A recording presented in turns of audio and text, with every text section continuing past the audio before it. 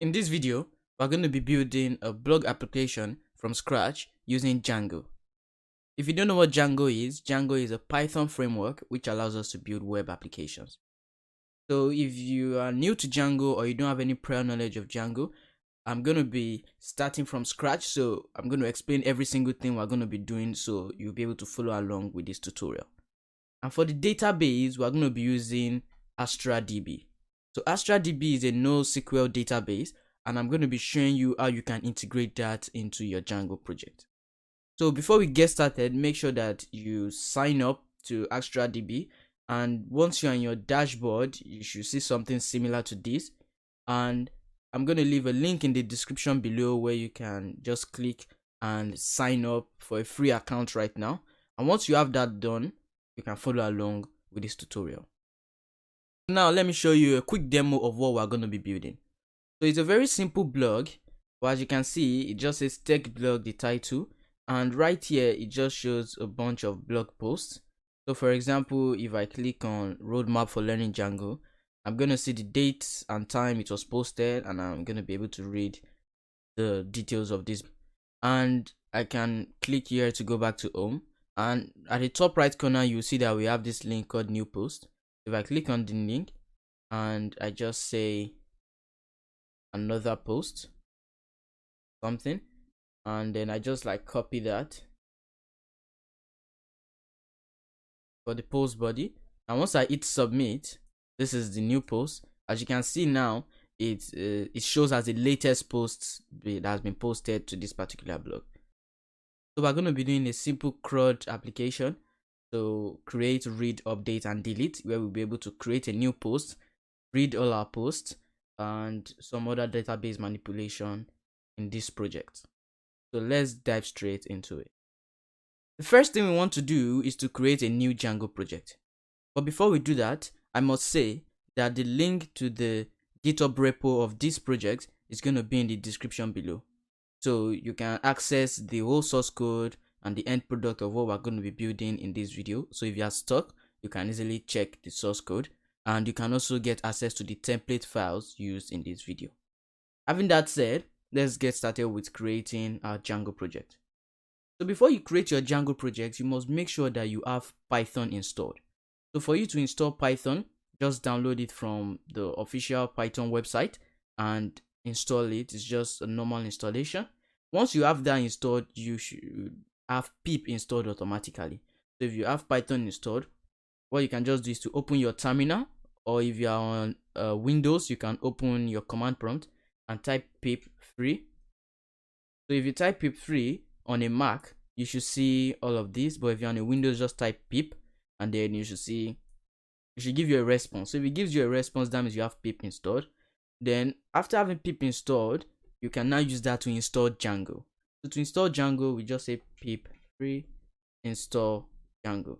Now note that if you're on a Windows, all the commands I'm running, whenever I put 3, you don't need to put that.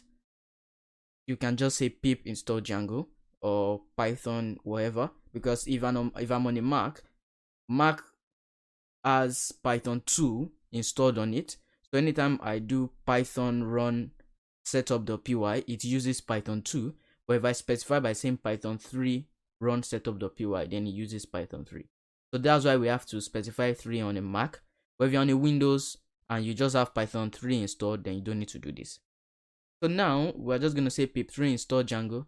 But I have Django installed already. If I press enter, you can see that it gives me requirement already satisfied. But if you are on a Windows, just do pip install Django, and if you have it installed already, it's going to give you this. But if you don't have it installed, it's going to go ahead and download it. So now that we know we have Django installed, the next thing we want to do is to create a new Django project. First of all, we must make sure that we are in the directory where we want that project to be. So if I press ls, I'm going to see that I'm not in any specific directory. I'm just in the root user directory. So I want to move into document. I'll say cd document, and then I can see all my document files. And then from here, I can make a new directory and say project, and then I can cd into project, and now it should be blank.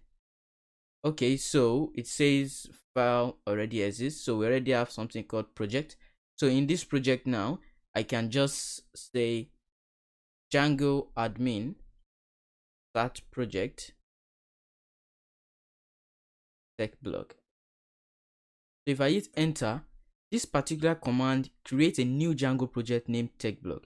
Now if I press ls, you're going to see now that we have tech blog right there. And I'm going to cd into tech blog. And if I press ls, you're going to see that we have a couple of files and folders right in there. So what I'm just going to do now is to open this up in VS Code. So I'm going to come here into VS Code, and I'm just going to say file, open folder, and in open folder, I'm going to go into document, I'm going to go into project, tech blog, and I'm going to open this up. So very quickly, this opens that up for me on VS Code. Now you can see that we have these files here. If you are not new to Django, you probably already understand what all these files does. But if you are new, this is just like the default boilerplate that Django generates when we create a new project. So what we want to do now is to create a new app. So Django has what we call its project, and it has an app. So the project is like the root of that particular application you're building. So for example, if we have facebook.com, so that Facebook is the main project, and then under that project we can have different apps. So one app can be taking care of the authorization, that's the signing in and signing out of signing up of a user, and another app can take care of the notifications, and we can have another app just for the Facebook marketplace. So basically we can see an app as subset of a particular application. Now most of the time when you are building an application in Django, you might just need to create one app, except you are working on a very large project which you might want to create multiple apps. But for this video, we're going to be creating just one app, and to do this, we're going to come back into our terminal. So we must make sure that we are in the root directory of this Django project, and the root directory of a Django project is a folder that contains the manage.py file. So since we know that, we're just going to say Django admin, very similar to the start project, but this time we'll say start app, and then let's name this app blog. So we have the project name tech blog, and we're just going to name this blog. So once I hit enter, it doesn't give me any response, but if I say ls, now I'll see that I have a new folder named blog. And if I come back into my VS Code, I'll see now that the new folder named blog has been generated with multiple files in it. So to this point, we've been able to create a new project and a new app. Now, let's move forward with creating our database on Astradb. The next thing we want to do now is to create a new database on Astradb. So right here, I am on my platform. As I said earlier, Astradb is a NoSQL database. So I'm going to show you how you can be able to connect this NoSQL database and integrate it with your Django project. So first of all, make sure that you have been signed up to Astradb. I'm going to leave a link in the description below where you can just click and create a free account. It's totally free to start. And once you have that, you should see a platform like this. And once you get started, you might not have this database here. As you can see, I have one database. That is one I've created before. But what I want to do now, I'm going to create a new database and walk you through everything step by step on creating the database and connecting it with Django. So let's create database. So it's just going to open this up for me, and let me name the database name tech blog. And for the key space, I can just tech underscore blog. And like this, we can just use, let's say, Amazon Azure, and let's say Northern Europe, and then we can create database. So this is going to create a new database for us, and it's just going to take a few seconds to load it up. So once I click create database, it's going to start the process, and the status is going to be pending initially. So if I come down here on tech blog, you see that the status says pending. So it's going to take a few seconds to start, and once everything has worked successfully and it has created that database, I'm going to come back. So right now, as you can see, the tech blog database shows active. So this means our database has been connected, or has been created successfully. So now we can just click on this database, and then we're going to see more details about it. So we can see that it has this key space named tech blog. I'm going to tell you why we're going to use this key space and everything that this is about later in the video when we're actually connecting it with our project. You can click on elf. That's just to see. So it's going to load up some things. That's just to see like how we are using the database and some other details. So it's going to load up. As you can see, it's just going to say the request, the errors, and everything that we've database for. And this connect is what we're going to be using. So as you can see, it gives you different ways of connecting this database to whatever technology you are using. So you can connect it using an API. So you can see that's document API, GraphQL API, and REST API. And you can also connect it using a driver, Node.js, Python, Java, and using an SDK. So that's what I like about this platform. Basically give you various ways of connecting it, so you're not just stuck with one way. So now we're going to be using connect using a driver. If I come to Python, I'm going to see all of this. So basically that's what that does, and I'm going to come back to this when we actually want to connect this database to our project. If I come into SQL console, so this SQL just allows us to do a lot of things or manipulate our database from this command line. So from here we can see all the data we have and do some major things that you do with databases. And then this setting just allows us to configure some things like we can restrict the public access, we can terminate this database, that means delete it, and yeah. So now let's just go ahead and connect this database that we created with our Django project. Till this point, we've been able to create our Django project and create our database on Astradb. What we want to do now is to connect the database that we created on Astradb with our Django project. So that will be the database we're going to be using in this project. So right here I'm in connect. As I said earlier, we're going to be connecting using a driver. So we're going to come into Python, since that's the language that we're using. And what we want to do is to first of all come down here. I want to install Cassandra driver. So this is just the library provided by Cassandra, so it can help us integrate the Astradb with Python in general.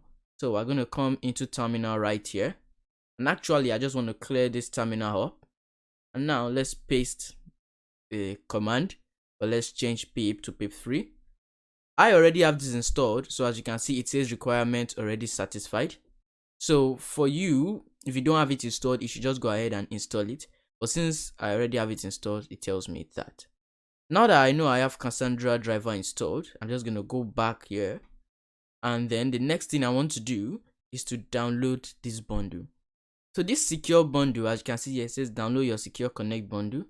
What it does is it basically has all our everything you need to be able to connect with whatever project you are using, whatever Python project you are using. So that's just the bundle provided by Astradb. So it is a zip file. Once I click download, you can see that it's secure connect bundle.zip.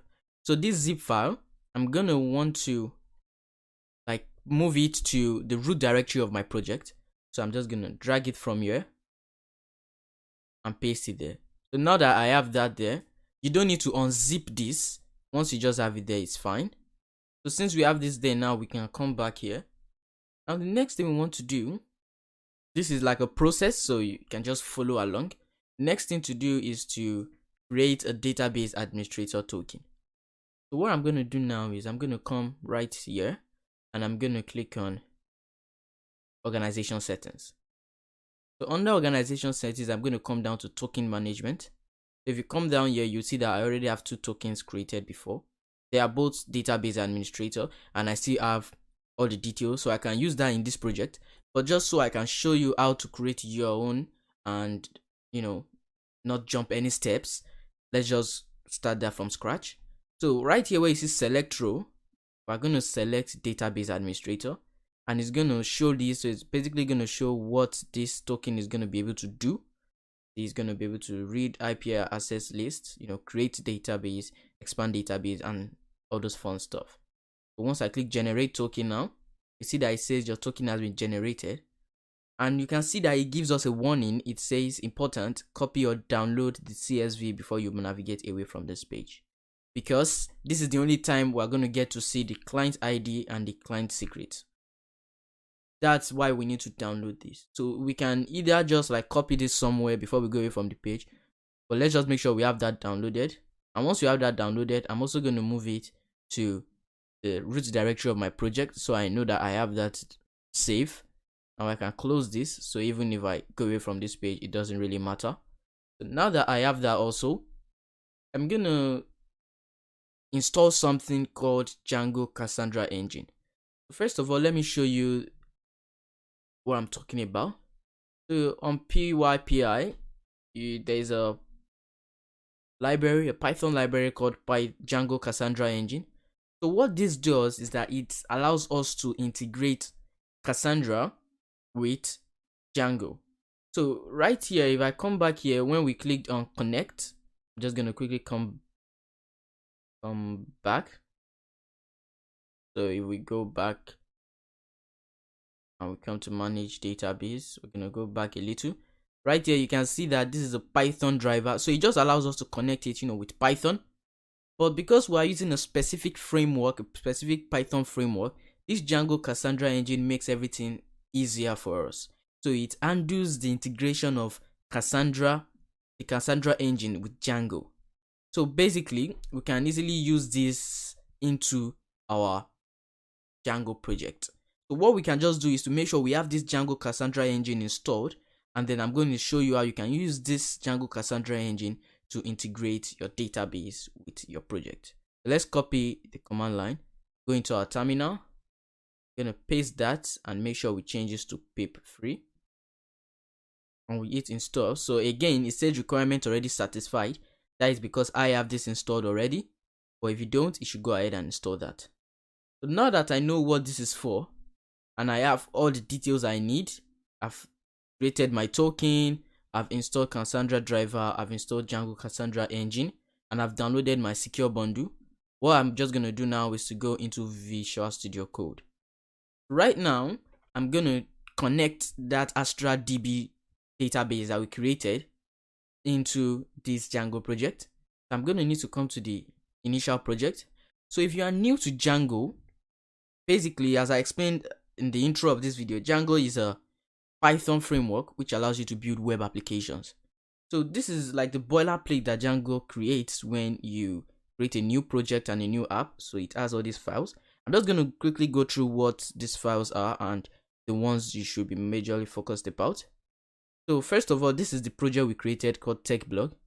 So this init.py file, it contains some information of when we migrate our database, our models to the database. So you might not know what a model is. Basically, Django uses what we call model to specify or create databases.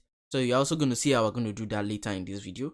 So some of these files, you don't really need to know what they are used for now, but if you are just getting started with Django, what you need to look out for is this settings.py file, urls.py file for the project file. So this urls.py is going to allow us to be able to specify or add different URLs to our project. For example, if our project is techblog.com and we want to add, let's say, another URL, let's say techblog.com/signup. In this urls.py file, we'll be able to add that /signup. If we want to add /signin or want to add /profile. So basically, it's going to allow us to add different URLs in our project. And this settings.py is where all the main stuff is going to be going on. For example, when we are connecting our Astradb with this particular project, we're going to be doing everything in the settings.py. So you don't really want to mess with this file because one little thing can spoil the whole application. But once you are comfortable with Django, you know what you need to do and what you should. Now, the next thing I'm going to go into is this blog. So earlier we created a new app named blog. So this blog is going to have admin.py, apps.py, models.py, test.py views, and also the init file and migrations file. So what you should really bother about in this video is the models and the views. So these two as I said earlier, Django uses models to create databases. So this way we're going to be basically specifying all the models we're using in this video or in our project. And this views.py, for example, Django uses this views.py to specify different views, or so you can add different things that you want to do. So basically this is where all the process or all the backend stuff goes on. For example, if we want to send data from the front end to the back end and we want to create a new user or want to create a new blog post, this is where we're going to be doing all the coding that is going to create the blog post and on. So I hope you get the basics of what all this file does. And for this manage.py file, we don't touch this at all. So this is just the file that helps us run most of the commands, and you're going to see how we're going to use this file also later in this video. So right now we know that we have all of this. We have generated token, the secure connect bundle. Now what we just want to do is to start, and what we're going to do is to come into settings.py file, and since we have Cassandra driver installed, we're going to have to import some things. So I'm going to say from Cassandra import consistency level, and the next thing I want to import is from Cassandra.cluster import cluster. And after that, I'm going to say from Cassandra.auth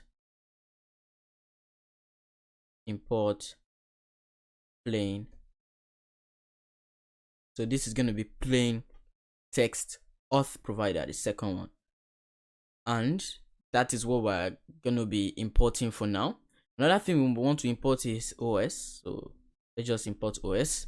So I just like to take care of all the importation at the beginning, so we know we have that done. And then what we're going to do is to come down to where we have installed apps. So in Django, once you create a new app in your project, you need to add it to installed apps, so Django can recognize that this particular app is part of this project. So to do that, just add the blog. So I'm just adding blog, which is the name of the app. So once we have this done now, the next thing we want to do is to also add Django Cassandra engine to the installed apps. So basically the Django Cassandra engine that we imported, we also need to add it to apps so it can be able to help us organize or take care of the integration. For us to do this, I'm just going to copy this variable name, and I'm going to say installed apps will be equals to Django Cassandra engine plus installed apps. So now basically what it's just doing is adding this Django Cassandra engine to the initial list that is in this installed apps, and it's just updating it with the main installed apps. It's just basically adding this Django Cassandra engine to this. And the next thing we want to do after doing that is to specify the session engine. So the session the session engine that's going to be taking care of all the databases section is also Django Cassandra engine. So it's going to help us take care of that also. So we're going to say session engine equals to Django Cassandra engine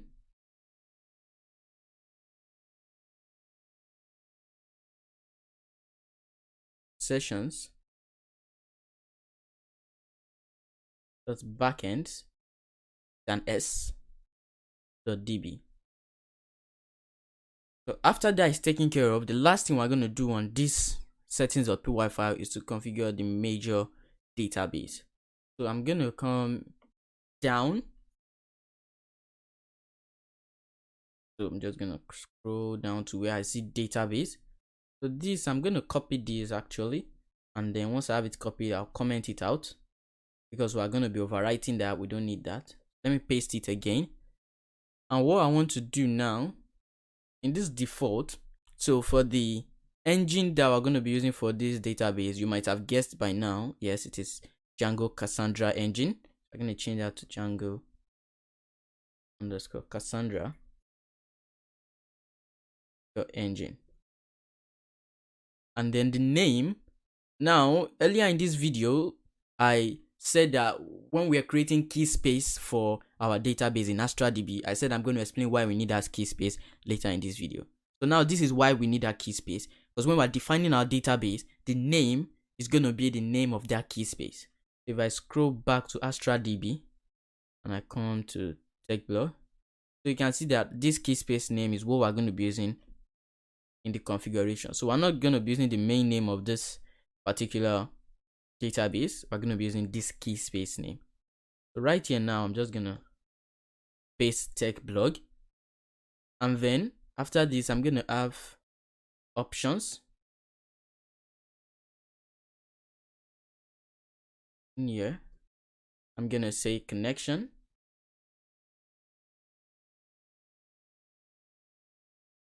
Connection. I'm going to say auth underscore provider.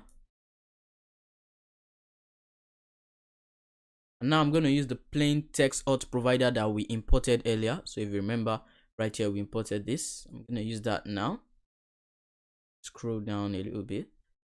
Right here now, I'm going to connect it using the client ID and client secret. So remember that we generated some tokens and we downloaded it and put it here.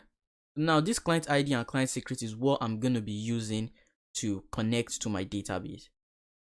So I'm going to copy this client ID right now, come back in here, paste it, have a comma, and then I'm going to come back in here, and I'm also going to copy the client secret, which is the second one.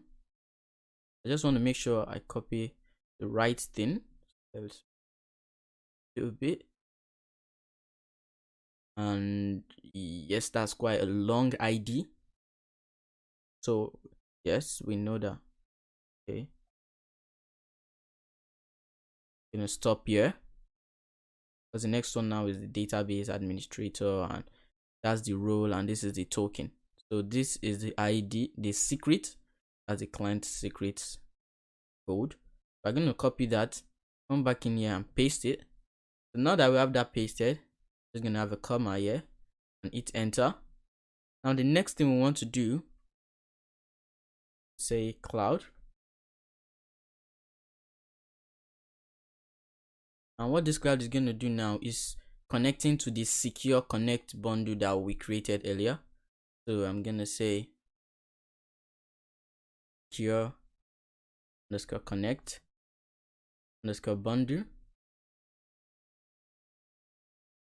and I'm just out there. So right here, I'm just gonna say where this bundle is, the location to the bundle, and we know it's in our root directory. So what we can just do is just copy the name and paste it in here, right in here.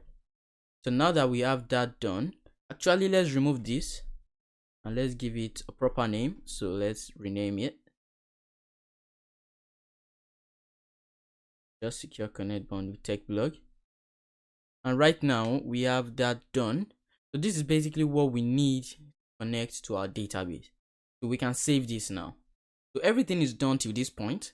Next thing we're going to do is to actually create a Django model and then sync that model with our database. Then we can verify if all our connection worked successfully. Now we're going to create a new model in our project.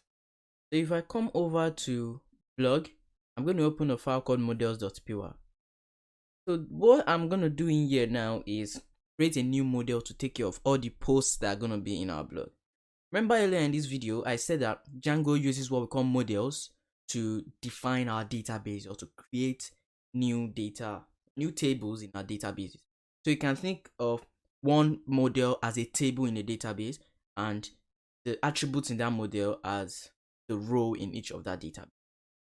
So now we're going to have to create a new model for our post. So this is where when we create a new post, all the data is going to be stored using this model.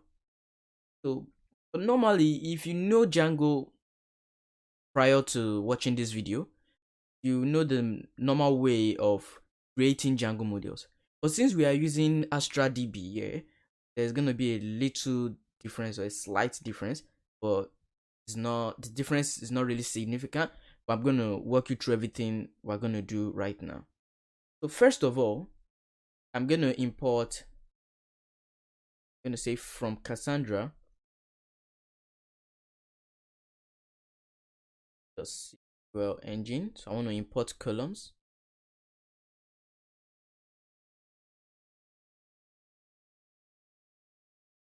And I also want to import Django Cassandra model, so we'll be able to create model that Astradb can recognize. Django underscore Cassandra engine dot models import. I'm gonna say Django Cassandra model. So this is what I want to import. And right now, what I'm just gonna do is to go ahead and create my class. So when we want to create a model, we use classes. So to create a new model, I'm going to say class post model. And what I'm going to do now, I'm going to take from this Django Cassandra model. I'm going to say Django Cassandra model. So this is the name of the model. And now it's going to have 4 fields. It's going to have an ID. It's going to have a title. It's going to have a body. And it's going to have the date was created. I'll say created at. So now that I have these 4 fields, I'm just gonna give them values. So this ID is gonna be the primary key. Now in Django or in a Django model, a primary key is like the unique identifier of that particular object created under a model. So for example, this is the model here. When I create a new data on using that model, what I created is called an object. So each object should have a specific unique identity. So this ID is what I'm gonna use as that unique ID. So for us to be able to do that, I need to set this as the primary key. So first of all, I need to say columns .uuid, and I'm going to set primary key equals to true. So now that I have this set, I also want to give it a default value, because this ID, I don't want the user to be able to, put a unique ID by himself, because it might make an error or it might not be unique. I want the application to automatically generate a new ID. So for that, I'm going to say default equals to, but now I'm going to use a Python library called uuid. So to do that, I'm just going to say import uuid. And once I've imported this, I can come here now and give it a default of uuid.uuid4. I'm going to use 4. So that means once a new object is created, automatically a unique ID is going to be generated for that particular object. And now for the title, let's just say columns dot text. That's going to be a simple text field. And let's set it to be required. Say required equals true.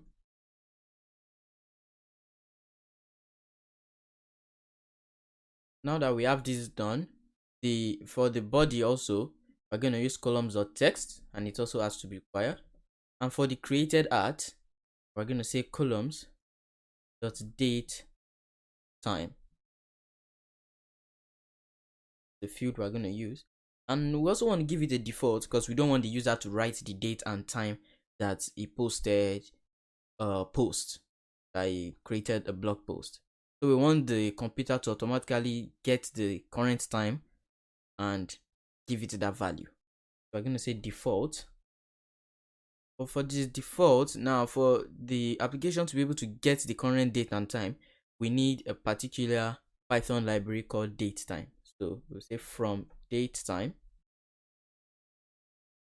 import datetime. So if you have Python installed, this uuid and datetime comes pre-built with Python. That means once you have Python installed, this is automatically installed also. So now I'm just going to give it a default value of datetime dot now. So this dot now says the current time. Now I have this done. I have specified all the models, I've given it all the values, and I've explained everything I did. I'm just going to make sure I save this file, and I'm going to go back into my terminal. If I come here, let me clear this up again. Now what I want to do is to sync this model I created with Astradb. For me to do this, I'm going to use a command line called syncdb. So I'm going to say python 3 manage.py syncdb. When I hit enter, see it gives us an error. It says no module named Django Cassandra engine. So the reason why we have this error is definitely because of a typographical error. When we are specifying Django Cassandra engine in our code, this should be an underscore and not a dash. So we definitely make that error earlier. So let's go back and check settings.py file. Under here in installed apps, you can see that it is hyphen.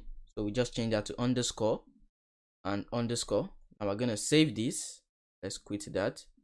And if you come back here now and run that again, so you can see now that it gives us another error. It says no such file or directory as secure connect tech blog. So what we're just going to do is to come back in here. If you come into the settings.py file where we specified the secure connect tech blog, we also didn't specify. If I hit enter here, it has an extension named .zip. So what we just need to do is to come back to settings, and right here we just need to make sure we add .zip. We click save. That should be taken care of.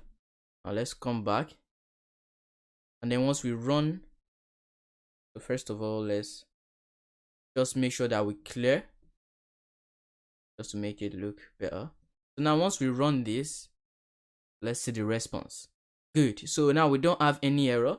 It says creating key space tech blog and syncing blog the models of post model. So that should be done successfully now. But for us to confirm this, for us to confirm that this particular model has been synced with our database, we need to come into tech blog, which is our database, and we're going to come under CQL console, and right here we can just check if that has been synced. So what we're going to say, we're going to use tech blog. So this is just like going into tech blog, and right here you can see that it's like continuous, and that is because when we're using this CQL console, we need to end it with a semicolon. So I'm just gonna opt out of that, or we can just add the semicolon like this. So what you're supposed to do is to use semicolon to end it. So once you have that, next thing we want to do is to say select star from post model and end semicolon. Good. So as you can see now, we have ID, body, created at, and title. If we come back here, ID, body, created at, and title. So we have everything working now. We know that there is truly a post model that has been migrated to our Astradb, so our database in Astradb. So since we know we have this now, what we can just do is to test it out by creating a new object and then checking if that when we create that object is going to update right here. So I'm just going to come in here. I'm going to create a new object under this model. I'm going to come back, refresh this, and see if that object has truly been saved in our database. So right here now, what I'm going to do is to use something we call the shell. So Django has this feature which allows us to run some quick command lines using the shell. So to do this, I can come back to my terminal, and what I can say is just to run a command line to open up the shell first of all. So I can say python 3 manage.py shell, and it's going to open up a shell, or an iterative console. So now what I'm just going to do is to say from blog.models import post model.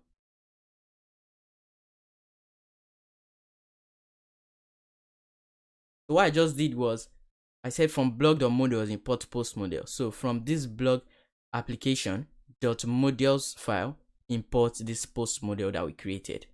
So now in there, what I'm just going to do, I'm going to have like a new variable. I can say p is equals to post model dot object dot create, and then I'm going to give everything its value. So this just allows us to create a new object under this post model. So I can say title equals to how to deploy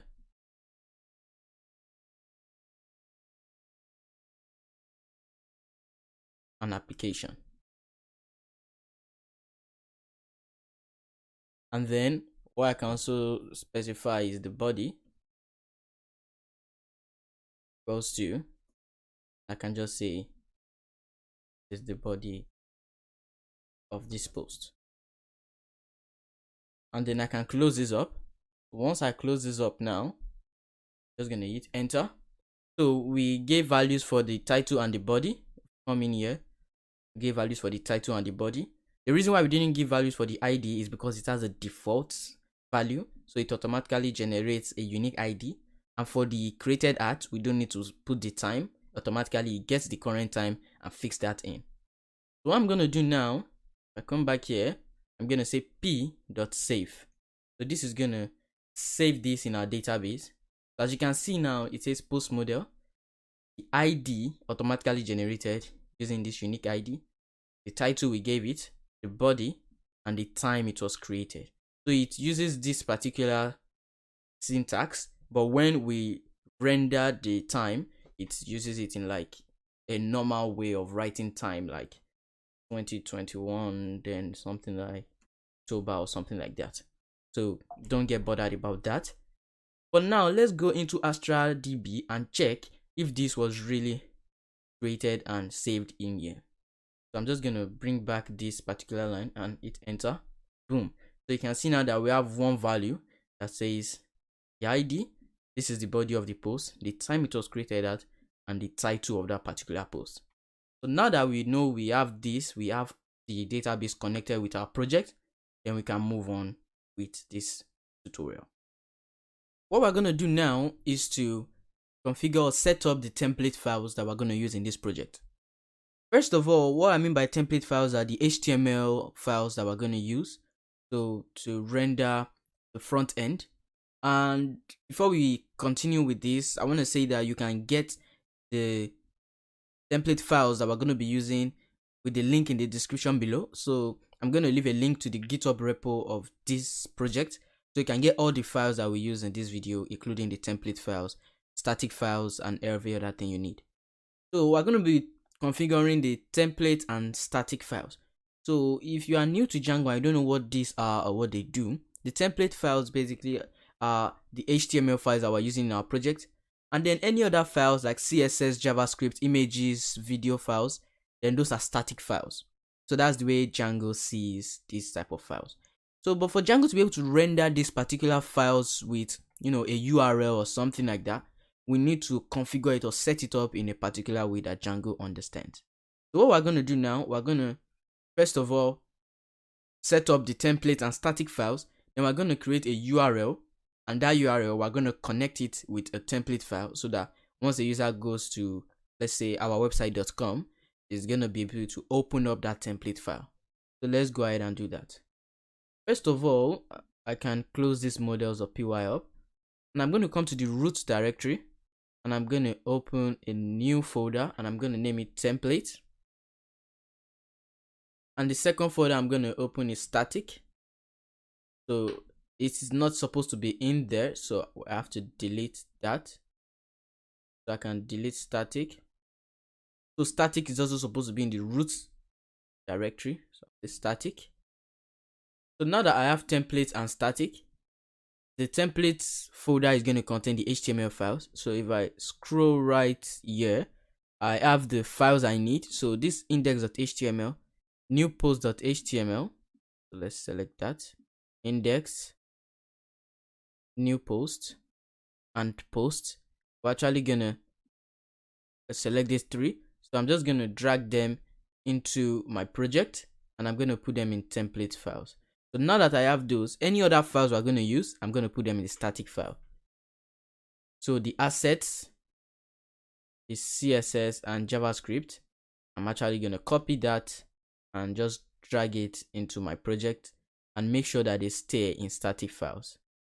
So now that I have all of this set up, what I just need to do is to tell Django that this is where these files are located.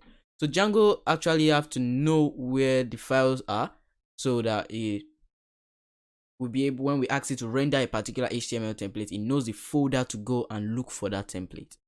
So for us to do this, we're going to come back into the settings file. So on that tech blog, we're going to settings, and then in these settings, we're just going to scroll up and look for where we have templates. So right here where we have templates, we'll see we have theirs. So this is where we're going to specify the location of our templates. The os.path, the join, and we'll say base there, template.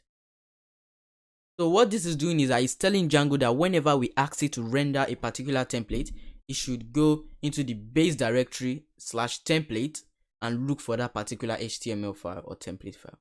So these templates must correlate with whatever you name it right here. So we can save that now. And also we need to do the same thing for the static files. So we need to tell Django where to go ahead and look for static files, just like we told it where to look for template files. But for static files, we're going to scroll all the way to the bottom.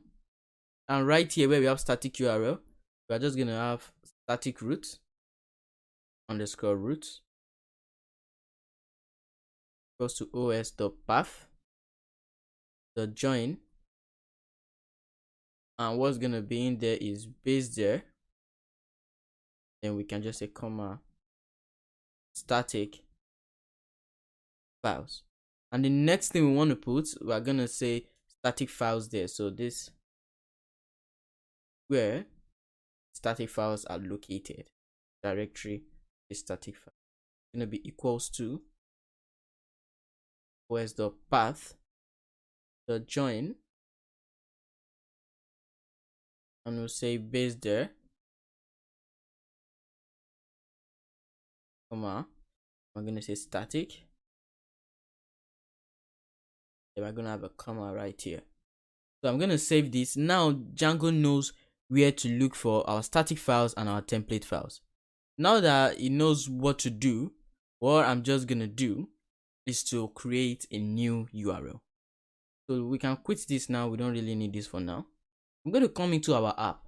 So remember earlier when I was explaining what all the files does, I came into urls.py that was in our project folder, and I said this is where we specify all the URLs that goes into our project. So that's what we're going to do now. So now this app, since it's just one app we're going to be using, we can specify all our URLs in this particular app. What I'm going to do is to create a new file in here, and I'll say urls.py. And in this urls.py now, I'm going to have to say from django.urls import path. So this path is actually what we're going to use to specify the URLs. So I'm going to say URL patterns. It's going to be a list. And in here, I'm going to say path. I'm going to have a comma. I'll say views.home. I'm going to explain what all of this does. I'm going to say name equals home. Have a comma. So first of all, what this does is we have a path. That's how we code it, like a new URL. And then after it is going to take a parameter. And what is going to go in here is the URL. So for example, let's say I want my website to be demowebsite.com. Then I want to go to like /profile. What I'm going to do here now is just say profile. So what this means is that whenever a user comes to our website /profile, then do whatever this is. But if I leave it blank, this means the home page of our website. So when a user just comes to our website.com, then this is what you need to do. Now after that, we're going to specify views.home. So as I said earlier, this views file is going to be where all the main coding is going to be done, all the database manipulation and everything. So for example, now when a user comes to the home page, what should be done? Should it render an HTML page, or should it just throw a response? Then that is what is going to be done in this views file. So as you can see, it says views.home. What this .home means is we're going to have a function here that says home, and it's going to take a request. Then this function can do something now. Then let's say we just want to render an HTML page. We can say return render, we can say request, and then we can say index.html. So what this does now is, right in here in this URL, once the user comes to the home page, it goes to views.home. So it comes into views, and then it looks for any function with the name home, and then we are just giving it a name of home. So this is just like an ID that we can use to identify it anytime. But now we have this done, but you can see that it still gives us this like warning. So this is because we are using something from another file, but we didn't import that file. So we need to import this views file. So we can say from dot import views. So right now we've imported views. So we said from the current directory import views. Now that we have views imported, we can use anything from this views file. Now what I'm just going to do is to save this and save this. But the thing is, if I run this project now and I run it on my browser on my local host, it's still not going to show me the page I want. And this is because everything we've been doing since we've been doing it in this app called blog. But remember I said that the app is just like a subset of the main project. So we need to tell the main project that whenever a user comes to our website, this is the URL you should use to render anything we are rendering. For us to do that, we're going to come to the main project, go into the urls.py file, and we're going to have to specify a new path right here. We're going to say home, and then we're going to use something named include. But before we can use that include, we need to import it. So after this path, we'll say include. And now that we have that imported, we can say include, and then we want to include blog.urls. So what this is doing is that it's including the urls.py file from blog app. So from this blog app. So now once a user comes to the home page, it's going to go into blog.urls, and it's going to look for the URL that matches this. So if we come here, that is this URL, and whatever is being done here is what it's going to do, or is what's going to render. So what is being done here is views.home. So it goes into views.home, and we are rendering this index.html page. So now when we run this project, everything should work totally fine. Now let's come back here. Actually, we were in the shell a little bit earlier, so we're just going to opt out of that shell, and let's just clear, and let's make this a little bit bigger. Play it up. So what we want to do now is to run this project. To run the project, we're going to use a command line, a command line called python3 manage.py run server. Say python3 manage.py run server. So this particular command line allows us to run our project on the local host. I'm going to hit enter, and now we shouldn't have any errors, and our project should be up and running. So as you can see, it gives us this particular link. What we're just going to do is to copy this link. So this is the local host and the port that our project is running on. What we just want to do is to go into our browser right now and open up that particular link. Boom, as you can see now, it shows this our project, and it renders that index.html page for us. So till this point now, we've been able to configure a URL and then render the HTML page that we need. But as you can see, it's not really looking good, and this is because if I come back in here, we have static files which are connected to these template files, but in each of the template files, we didn't actually connect them to each of these static files. So for example, the CSS, this uses CSS from CSS/style. So if I come into static, it uses from CSS and uses these styles of CSS, but he's looking for a CSS folder that is in the root directory. But obviously there's no CSS folder in root directory. It is actually in the static, then CSS and style.css. So Django actually uses a different way of doing this. So for us to actually, render or use any other external file, we need to use something called static. So what we're going to do now, first of all, we're going to come up here and then I'm going to use 2% sign. I'm going to load static. So this load static now is going to allow me to be able to take all these files from this static folder, not it looking for it from any other place. So for example, where we have this favicon.ico, what I'm going to do is to use this particular code static just before the link, and I'm going to close it using the % sign and curly braces. So this is the particular code that we can use to get our files to be gotten from the static folder. So I hope you understand why we do that. We can just copy this. We're going to copy it, and any other place we have a file, you can just paste it in there. So we're just gonna paste that, and then let's see right here, you can see that we have this right here. So we can just, so what we can do is just to make sure that everything is in the right place, so we paste it. So actually let's undo that.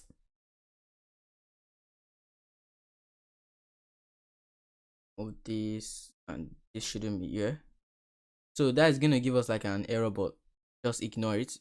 It's because normally it should be in this format with this href, but since it's like using style, it's using CSS, so it doesn't really recognize that. But that is totally fine. And then the next thing that I'm sure we are using is this JS. So basically what you should do is just look for everywhere we have an external file and just put this particular code in there. That is good. Now that we have all of this, let's save it. And then if we come back to our app that is running and we hit refresh, you're going to see that we have everything working successfully. So as you can see, we have tech blog, a blog for getting quality articles. Come back in here, you can see that that's what shows you: a tech blog, a blog for getting quality articles. And right here we just have test body, test title, and posted on test date. So this is just the way our blog posts are going to be appearing, but for now these are just hard coded values. If I come back here and I scroll all the way to the bottom, so you can see now it says test title, test body, test date. But actually what it's going to be doing later on is getting all the data from our database and then rendering it dynamically. So it's not just going to be this static data type. So to this point, we've been able to configure our URLs as templates and static files, and we've been able to allow a user to come to the home page of our website and see this. Now what we want to do is to be able to create a new post. So once we come here and click on this button or click on this link, we should be able to be taken to a particular page where we'll just fill out a form and then we create a new post from that form. But before we do that, let's quickly come into our code. Right here, when we're specifying the static, we need to make sure that we have curly braces here. That was an error. So once we save this now, what this does is that it basically provides a background image. Since we have this corrected and we come here and hit refresh, now you can see that the background image is shown. So like any slight mistake in the syntax can cause the code not to work. So what we just need to do now is to just make sure that we can create a new post. The first step in doing that is to come into the urls.py file of our app. So we don't need this again. And we're actually going to create a new URL. And we're going to name this new post. And then to go to views.newPost and we give it a name of new post. So what we are doing now is basically setting a new URL, and then in the views we also want to set a new view, I'll say def new request, and we want to render. So let's just copy here. We want to render new post.html. So if we come in our template, we can see we have new post.html. This is what we want to render. So let's save this files, and now let's make sure that our project is running. Come back in here now and hit refresh. You can just go to /new post,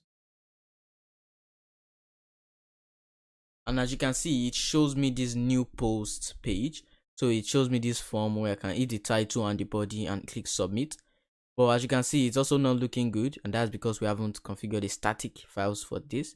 So we also need to go back in here now, open up new post.html. First thing we must make sure that we do is to load static. So let's just right up in here, load static, and then right here just want to have the static like this, and then we need to close that there. So we also need to copy this,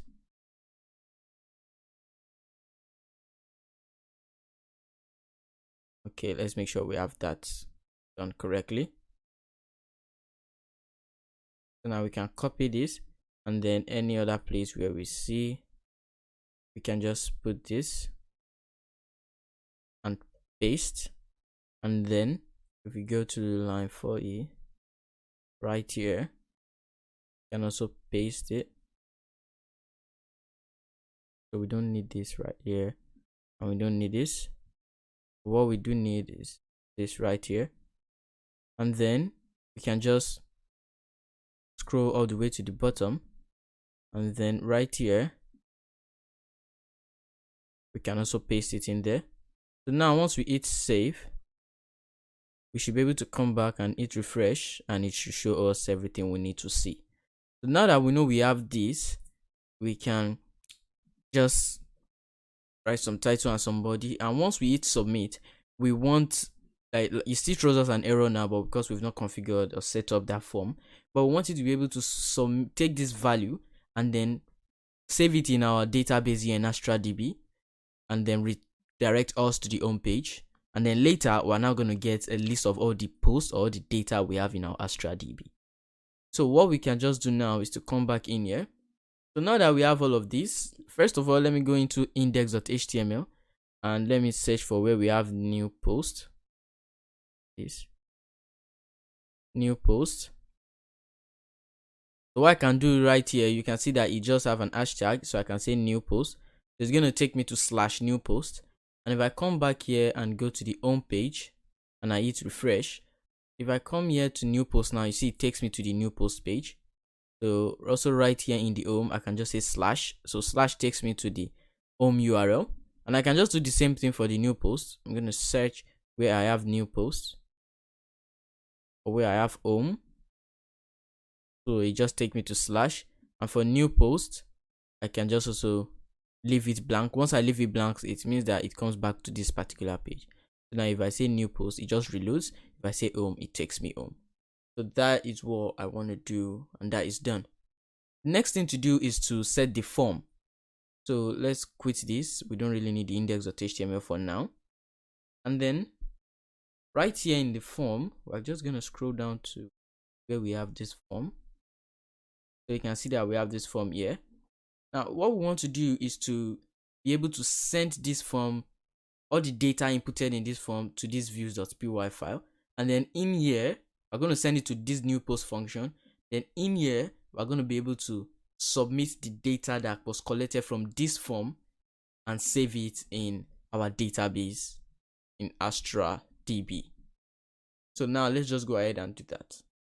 So the first thing we want to do, we're going to go back to our form. So right here in new post, we need to make sure, so it has a form ID. That is not really important for this, but it's good to have a form ID. And we need to make sure that it's using a method of post and the action is blank. So what this action does is that it sends all this data back to this particular page. So what I mean is that this new post, once I submit, if I go to new post and I submit a data, it sends all this data back to this new post. Now the reason for that is so that it can submit it back to this particular view. So once it submits it to this particular view, then I can, in here, I can be able to get the data and then save it in our database. So now that we know we have that, as I said earlier, we're using a method of post. So I think post is ideal in this point, because first of all, we're using a get method. Once we hit submit, all the values passed in here is going to be displayed in the URLs, which we don't really want that. And post is like more secure, so we just want to use a post method to do this. And also, if I continue without adding something we call CSRF token, it's going to give us an error. So whenever we're using a post method in Django, we need to add CSRF token. So CSRF token stands for cross-site request forgery. It's like an attack, but if you have this CSRF token configured, Django takes care of that for you.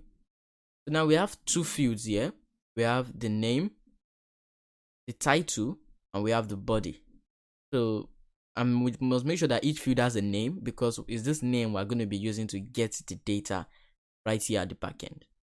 So it has a name of title and a name of body, and then it has a submit button. So this form actually is taken care of. So what we just want to do is to save. Now we can come into the views.py, and right in here, what we just want to do, we want to use an if statement. So what I'm going to do is I'm going to say if the request, the method is post, then we want to get the data that was being posted and then save it in our database. Else, just render this new post.html. So why am I doing this? There are two request methods that I'm going to be talking about. The first one is post and get. So for this post, when I say something like if request dot method is equals to post. Now, what Django sees this as is that if there is a form or data being sent to this particular view. So if I come in here, you can see that we said method is equals to post. So it's saying if the request or method is equals to post, then that means a form is being submitted or some kind of data is being sent to this view. Then what we just want to do is to get those data. So I'm going to get the data by saying, so by using the name. So the name of this field is title. So I'm going to copy the name, and then I'm going to say request dot post title, and then I'm going to save this in a variable named title. I'm going to do exactly the same thing for body. So I'm going to get body, and right in here I'm just going to copy and paste that. I'm going to say body, and I'm going to get it with body. So what this is doing now, if there's a method called post, then do this. Else, that means if it's not a post method and it's just any other method, maybe a get method, then just render the HTML template normally. So that's what we want you to do for us. But now what we can just do, since we have these two details, we can just get these details and then use it to create a new object in this model right here in the post model. So let's actually import this post model in our views.py. So we're going to have to say from .models import post model. So now right here we can say new post can be equals to post model dot object dot create. So what this does is that it takes from this post model that we created, and it says dot object dot create. So it's basically creating a new object. In this case, it's creating a new post, and we have to give it the values it needs. So right here, we know that it needs a title and a body. The rest are being taken care of automatically. So ID as a default, created that as a default. So we just need to pass in these two values. So we can say title. Let's copy that. We can say title will be equals to this title that we have here. So that's the title we collected from the form which the user filled. And then the body, we're going to do the same thing for the body. gonna say the body is equals to this body, and just create that, and this body is equals to the data collected from the form the user filled right here. So since we have this now, what we can just do is to say new post dot save, and we can just say return, and we want to redirect. But before we redirect, we need to import redirects up here. So once everything has been saved successfully, we want to redirect that user to the home page. So what we can just say is return redirect the user to the home page. Now let's save this and let's check it out. Let's come in here now and hit refresh. So I'm just going to open up my blog and get post from it. So I'm just going to copy this, and for the title I'm going to paste it in there. Let's create this, and I'm just going to copy all of this basically. Yeah, so let me just, for example, I'm just going to copy just this block of text. We're going to paste it as the body. Now we have that as the body, we can hit submit. So as you can see, it brings us back to the home page of this particular blog. But for now, it still shows this test title, test body, and posted on test date. So this is hard coded in our HTML as I showed earlier. But what we want to do is that whatever we've been saved to the database, or whatever post has been created, we want them to show here. And once we click on it, it will take us to a page where we can read the post fully. But before we even do that, we need to make sure that the post we just created has truly been created. For us to do that, we're going to come into DataStax. So we're going to come into this, our Astradb dashboard, and then right in here, we're going to say use tech_blog, and we need to have a semicolon. So once we've done this now, what we can just do is to make sure that we get all the values or all the objects in a particular model using a command line. So we can say select star, we can say from post model,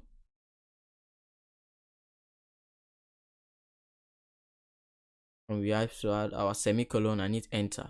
So as you can see now, we have one particular model right here, and it says it has an ID, and this is the body, and this is the date it was created at, and this is the basically the title. So now that we know that we have all of this data right here created, what we want to do is to be able to showcase all the data that we've been, or all the posts that have been created right here in the home page. Now we want to be able to get a list of all the posts that has been created on our blog. So once a user comes to new post and clicks post or clicks save, and the user comes back to the home page, we want that post to be shown here. We don't just want this hard-coded value to be here. For us to do this, we are going to have to come into our views.py. So right here in the home, actually we can just minimize that. And right here in the home, what we can just do is to use a simple variable and say post list should be equals to sorted, and we can say lists. And what we can just do is say post model. So this is the model for the post dot object dot all, and then after this you can just say, can use key equals lambda,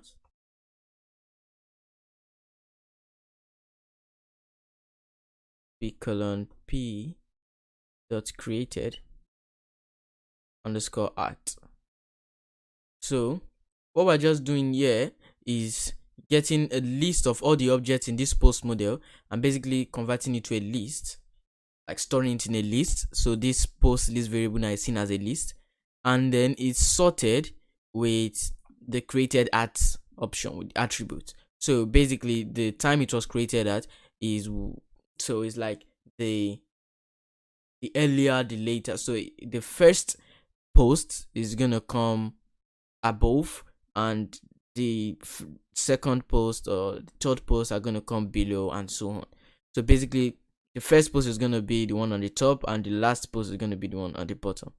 But that's the way this basically configures that. So it configures it in an ascending order. But we're also going to use a particular feature that is going to allow us to reverse that later in the HTML page. But for now, this is good. And what we can just do is to send this. So I'm just going to copy it. I'm going to say comma posts and give it post list. So now we are sending this particular list into the index.html. So now this index.html has all the objects in this post model. Now to get it or to render it in this index.html, what we can just do is come into index.html, and then we're going to scroll down to where we have these hard coded values. So what we're just going to do, we're going to use a for loop. So we're going to say for posts in posts. So this post is basically this post that has been sent into it. So we'll say for posts in posts, and then we're going to end the for loop right here. So we'll say end for. And what we can just do now is to say for the title, we're going to say post.title. So if you are new to Django, let me quickly run through this. What we just did here is we got all the objects in this post model, we stored it in this post list, and then we sent that data to the index.html using this post key. So now we're looping through that post key or through that post list, and we're saying for each post in post, then we just want to display this. So now we're displaying the post.title. Remember, if we come in the models file, we know that it has title, body, created at ID. But what we want to display is just the title, the body, and the date it was created. So say post.title, and then we're going to do the same thing right here. If I just copy this, for the body, we're just going to say post.body, and for the date it was created at also, let's copy this. So posted on, we change this to created _at. So if I save this now and I go back in here and hit refresh, you can see I no longer see an hard-coded value. What I see now is the post that has been created. But there are two things I want to change here. First of all, this was posted on 4 p.m. on this date, and this was posted on 8 p.m. on this date. So this is earlier than, or this is more recent than this. So we want the more recent post to be the one on the top. That is one thing we're going to change.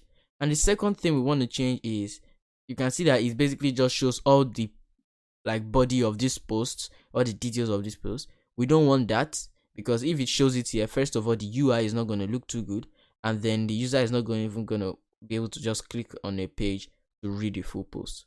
So let's change that. First of all, let's make sure that the most recent posts come first. To do that is very easy. Where we have for post in posts, what we're just going to do is to say reversed. If I save this just reverses the order in which that list appears. If I refresh it now, you can see that the more recent one is on top. The next thing for this, we're going to use a feature called Truncate. So right here where I have this body, I'm going to put this particular symbol, and I'm going to say truncate words colon 13. If I save it, what this is doing, that is cutting, is basically getting the first 13 words and is cutting off any other thing that comes after it. If I come here now and hit refresh, I'm gonna count 1, 2, 3, 4, 5. Now I don't know if it sees this as a word, but it says 6, 7, 8, 9, 10, 11, 12, 13. So it sees this as a word, and these are the first 13 words, and it just put these 3 dots and it cuts out every other thing. But for here, you can see that the body is not up to 13, so it just shows all the body because that's what it has to do. But now to this point, you can see that we've been able to do what we need to do with just few lines of code. Now this is why Django is very recommendable. With just a line of code, we were able to get all the objects in this particular model or database, and we passed it into our index.html, and now we rendered everything right here. So since we have all of this done now, what we just want to do is to be able to click on each of these posts, and we want to read a detail of this particular post. So let's do that. Next thing to do is to be able to read full details of a particular post. So for example, when we come here, we should be able to click on this, and it should take us to a specific page or a unique page for this particular post, so we can read the full details of this post. Now let's go ahead and do that. Right here in VS Code, we're going to have to create a new URL, and this time around the URL is going to be a dynamic URL. So in Django, there's something we call the dynamic URL. So remove this, where you can have values passed into a URL to make it unique. So we want to change this to posts slash. So what we're going to do is say str pk. I'm going to explain what this is in a minute. First of all, let me change this. Use the post name the post. So what this is a new URL here named post. So it will be our website.com/post, and it's going to go into views.post, and the name given to it is post. So but we're saying slash. str stands for string, and this stands for like the variable name or the key. So we're saying that anything that is being passed, for example, a user can go to our website.com/post, then slash. Now we can input anything in here, like an ID or something. We can say ID 55. So once a user goes in there, this particular part of the URL now is like a variable with the name pk. So we can see this as something like this, as pk equals to this. So now in this our views that is being given to this views.post, we're going to create a new view right here. So let's just quickly do that. We'll say def posts request, and what we can just do is return. So let's just cancel this and go back. What we can do is to return render request post.html. That's gotten from this post.html. So what we can do now, so this pk now, whatever value is being put in this URL is going to be stored or gotten in this particular view using that pk name. So to do that, after request right here, we're going to say pk. So we can use pk now for anything. So pk now, we can say like print pk. So what this is going to do now, anything that was being passed in the URL right here is now the value of this pk. So since we are going to do that, what we're going to do is this is going to take the ID of that particular post. If I come back to models here, you remember that I said this ID is the primary key. So it's the unique identification for each post. So that is what is going to be in this particular path that we're going to be passing into this particular path. So once the URL has the ID, we can use that to get details about that post. Now I hope you understood everything I just explained. So now that we have this done, we can just save this, and we don't need to print. Let's just save that. So now that we have all of this done, what we can just do is to say posts is equals to, from the post model now, we want to say .objects.get. Now remember this time around, the last time we used .object.all, what this is doing is getting all the objects in this particular model. But when we say .objects.get, well, that means we are looking for just one particular object, and we need to give it like an attribute or a parameter it should look for. So we're saying it should get the object in which the ID is equals to pk. So once it has that, what we're just going to do is to pass this particular post object into the post.html. We're just going to pass it into post. So now that we have this, it's very easy now. We can just save it. Since the post.html has it already, we can just come into post.html and then render it in there. So what we can just do now, first of all, we need to make sure that we have static configured for this particular page. So we can say %, and we can say load static.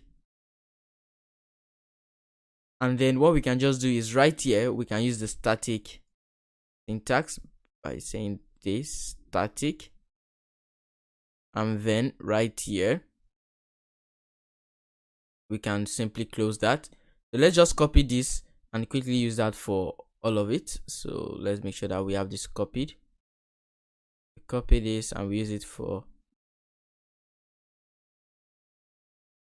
this right here. We paste. And then for this particular background, I don't want there to be a background right here, so I'm just going to leave that blank, or we just have to remove this style since we don't need it. And then we're just going to go all the way to the bottom and then add that in here, so we can paste it now. And what we can just do now is to come back in here in our post. So we're going to do that once the user clicks on this post, you take them to /posts/ the ID of the post they click on.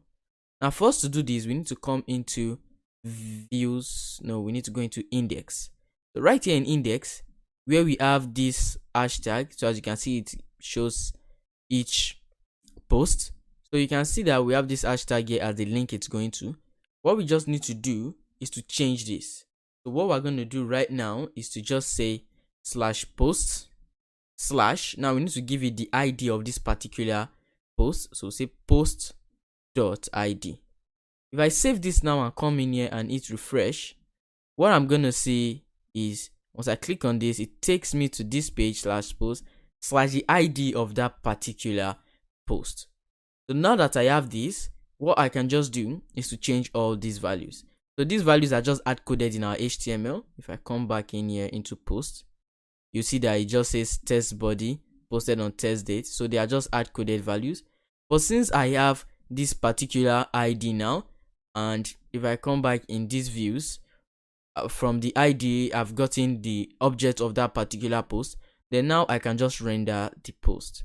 So for the title, I can just say, now we're not going to be using a for loop like the way we did the last time, because this is not a list, it's just one object. So I can just say post.title, and for the body, so first of all for the date, we can just say post.created@, and then for the body we can just say post.body. Save this, we come back in here right now, and then once we hit refresh, you see that it gives us everything we need to see. It says the particular title of the post, the date, and then it just shows us details of that particular post. Now let's go to home and let's click on this second one. So the name or the title, the date it was posted, and the body of this particular page, of this particular blog post. So to this point, we've been able to complete this blog. What we're just going to do is to run through everything we've done by just testing them out. So now I'm going to come to new posts. I'm going to create a new post and try to read the post and see if everything is working fine. So once again, I'm just going to go into my blog, and then from my blog, I'm just going to take one post and just put it in there. So like this, I'm going to paste that, and I'm just basically going to take all the text from here. I'm just going to copy all of this and then paste it in the body and hit submit. So now you can see that I have that new post here, and once I click on it, it takes me to the page where I can read this fully. So to this point, I've been able to do everything I want to do in this particular blog. So thank you so much for watching, because we're done with this tutorial. I hope you enjoy it. If you did, please don't forget to smash the like button and subscribe.